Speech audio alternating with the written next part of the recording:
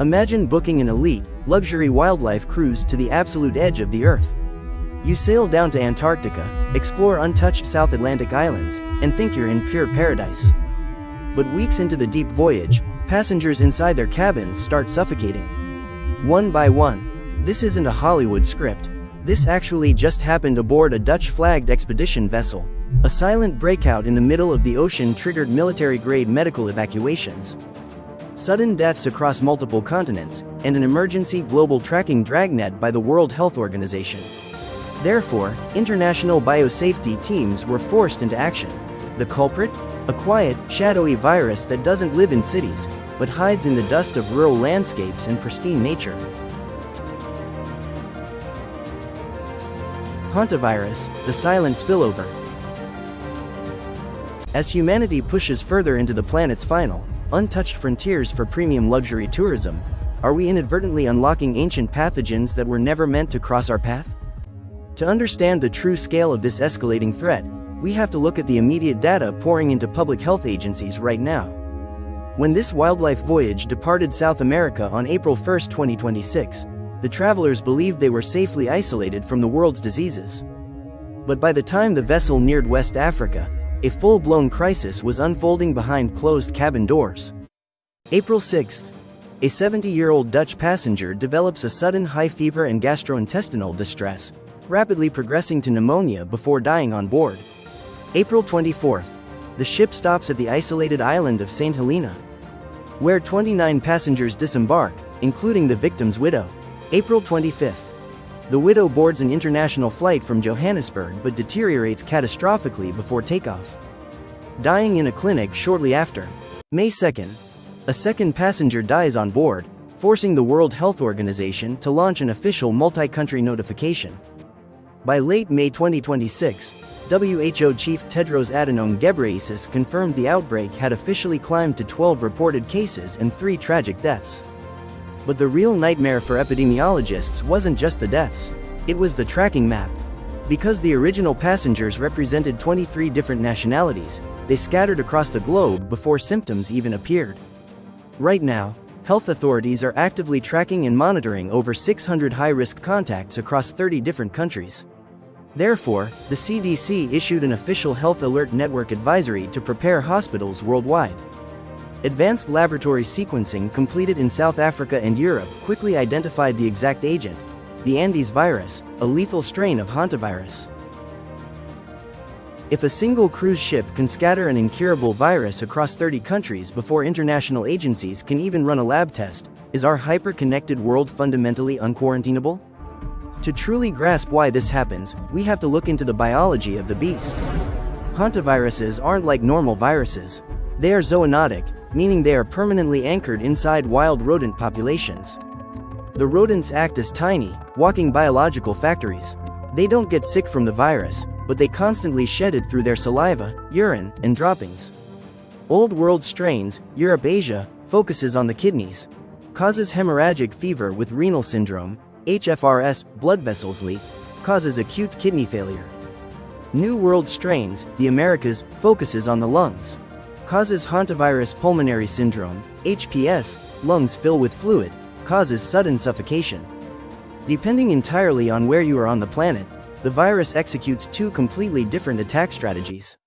In Europe and Asia, you encounter Old World hantaviruses, which attack your kidneys, causing internal hemorrhaging and complete renal failure.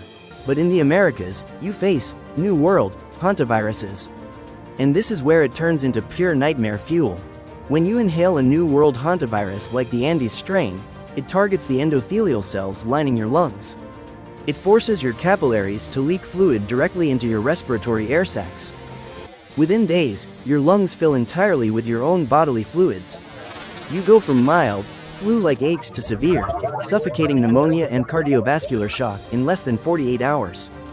Because there is no specific cure, antiviral pill, or vaccine, doctors can only hook you up to a ventilator in an ICU and hope your body survives. Therefore, how do ordinary humans catch it? It happens through accidental, spillover events. When people open up a long-abandoned summer cabin, clean out a dusty garage, or pitch a tent in a rodent-infested campsite, they dry sweep the floors. That sweeping kicks the microscopic, dried rodent droppings straight into the air. You breathe in the dust, and the countdown begins. Knowing that a routine weekend chore like sweeping out a dusty backyard shed can expose us to an incurable, lung-flooding pathogen, are we radically underestimating the everyday biological dangers hiding in our own spaces? Historically, international health agencies did not view hantaviruses as a true global pandemic threat. The logic was ironclad: if you don't breathe in wild mouse dust, you can't get sick. You couldn't catch it from your coworker or a person standing next to you. But the 2026 cruise ship outbreak shattered that baseline rule completely. The Andes virus strain is entirely unique. It is the only hantavirus on Earth documented to move via human-to-human transmission. It typically requires close, prolonged contact in enclosed environments. But that is exactly what a cruise ship provides. Trapped in tight cabins, sharing recirculated air systems for weeks, the virus found its perfect evolutionary bridge to spread between passengers.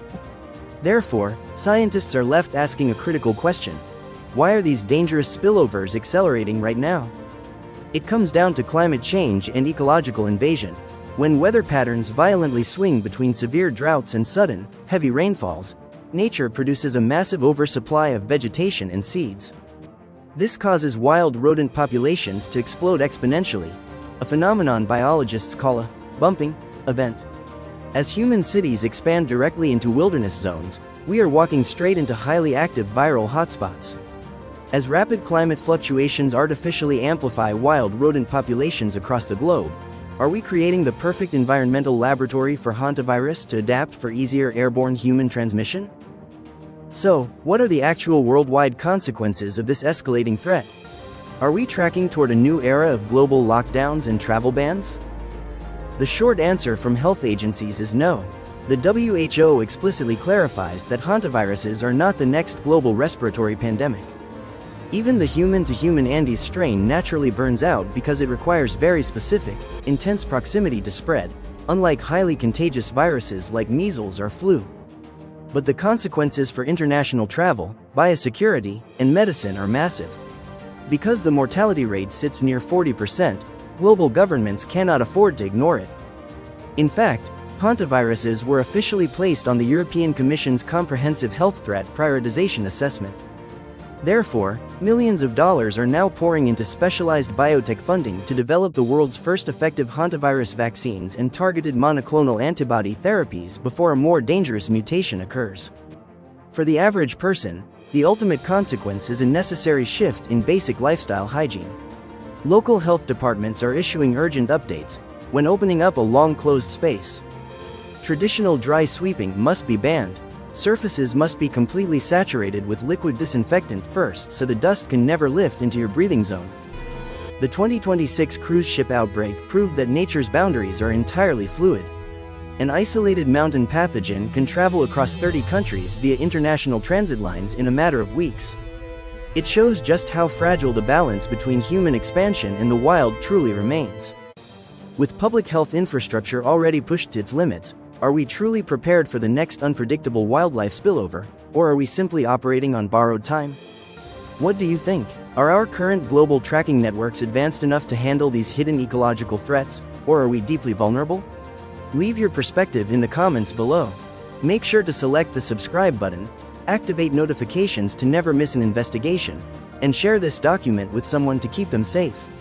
Thank you for watching, and we will see you in the next deep dive.